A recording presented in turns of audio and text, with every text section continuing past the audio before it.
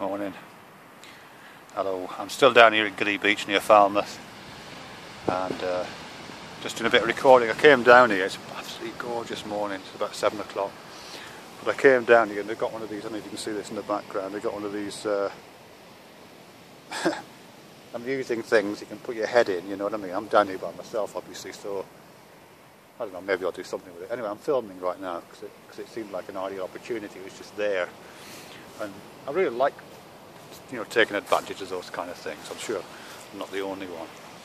You know, because when you're in a certain frame of mind, I don't know if you get this, when you're in a certain frame of mind, things just like jump out at you as ways of thinking about stuff.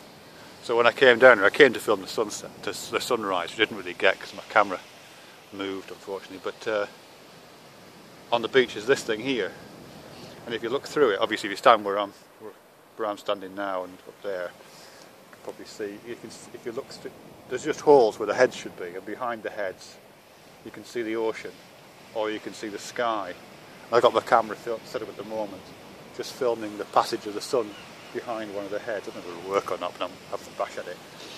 And as I say, when I'm in one of these frames of mind, it's just like, oh, that's, it's not that it means something. I'm not saying that the universe is trying to tell me something.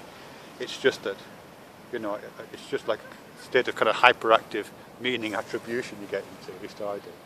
So I look at that and I think, oh, all right, that's a way of seeing what people are. You know what I mean? That's a way of seeing what... I guess I'm partly reminded of because of a couple of other videos I've seen or been involved in the making of recently. There was Laura Layler's video, Gash, you know, which was this painting which showed a body against a black background, and there was a rent in the body, and behind and inside the body it seemed dark as well. So the body just looked like a thin film, an interface between two voids. That got me thinking about that. And then chocolate rabbits, I was thinking about that for a while, and the fact that Easter rabbits, when you buy them, they tend to be hollow inside, so there's a hollowness inside and outside. And that got me thinking about a quote from Samuel Beckett, where he says something to the same effect, you know, that he feels like a void between, a thin foil between an inside and an outside, just an interface between two unknowns.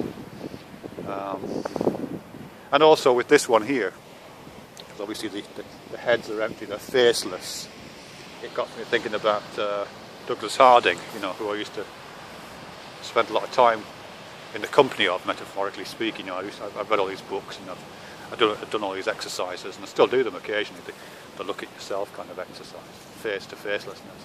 And these things are jumping out at me like that. You know, that when you look into a face, you can look into a face as if it's presenting a body, or you can look at it as a portal inside. It sounds so stupid, I'm sorry, but you can look at a person, a face, as if it's a portal into what lies on the other side of it, and what lies on the other side of it is everything else. You know, we're all entry points to everybody else's world, aren't we, in a way? And everybody else's world ultimately resolves to a similar kind of world that, even though we can never know it, it's an aspirational idea. At least that's the way I'm thinking of it. You know, I know there's no hard science behind what I'm saying. It's just a way of thinking, but that's interesting to me. So seeing something like that on the beach and playing around with it, looking at it from different angles and filming it, I get such a lot of pleasure out of this. You know, I really do. God, yeah, that's telling me something about the world, about my place in the world, and how I can change my understanding of the world, gaining some control over. That sounds too controlling, doesn't it? But just gaining some, if not mastery, but at least some playful engagement with how we relate to the world. You know, rather than being locked into a single kind of worldview, you know, one that we attribute to a religion or to a science or something like that. Because we don't really live our lives like that, do we? I mean, we don't, you know, when we're asked, of course, we have certain answers to questions, and those questions are the ones that we verify according to certain methods, whatever they may be. But we don't live our lives according to the answers to questions. We live our lives in this state of engagement, in these endlessly creative proposals about what the world is like around us. You know, which we're constantly reshaping, it seems to me. And that's a much more active process that can be captured in the simple answers to linear questions, really. It's imaginative, you know. We live in an imaginative, poetic world. That's what phenomenological existence is like for me, and I think for all of us on some level.